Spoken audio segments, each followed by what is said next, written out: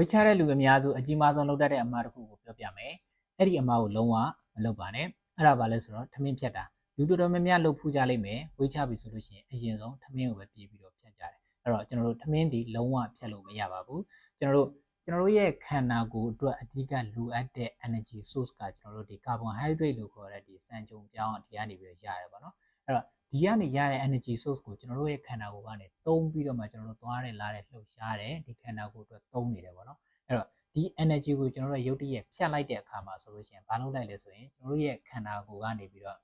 starvation mood ရသွားတယ် starvation mood ရတယ်ဆိုတာကခန္ဓာကိုယ်ကသူ့အတွက်လုံလောက်တဲ့အစာအာဟာရမရတော့ဘူး energy လုံလောက်မရတော့ဘူးဆိုပြီးတော့သူကကျွန်တော်တို့ခန္ဓာကိုယ်ထဲမှာ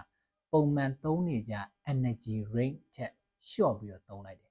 အဲ့လိုလျှော့ပြီးတော့သုံးတယ်ဆိုလို့ရှိရင်ကျွန်တော်ရဲ့ခန္ဓာကိုယ်ကဒီ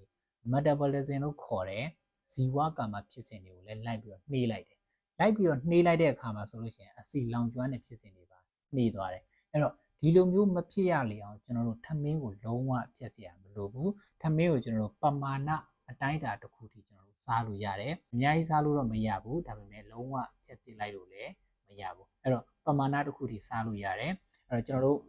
ထမင်းစားတဲ့အခါမှာဆိုလို့ရှိရင်ကျွန်တော်တို့ပကံများတစ်ချက်ထဲမှာဆိုလို့ရှိရင်ကျွန်တော်တို့ထမင်းတစ်ပုံပုံပဲကျွန်တော်တို့ဟင်းသီးဟင်းရွက်နဲ့အသားတွေကိုကျွန်တော်တို့သုံးပုံပုံပြီးတော့ညအောင်စားပေးမယ်ဆိုလို့ရှိရင်ဒါတစ်နေ့တာမှာဒီလိုပုံစံမျိုး3ခါလောက်စားရတယ်ဆိုလို့ရှိရင်ကျွန်တော်တို့ခန္ဓာကိုယ်အတွက်လုံလောက်ပါတယ်လုံးဝထမင်းဖြတ်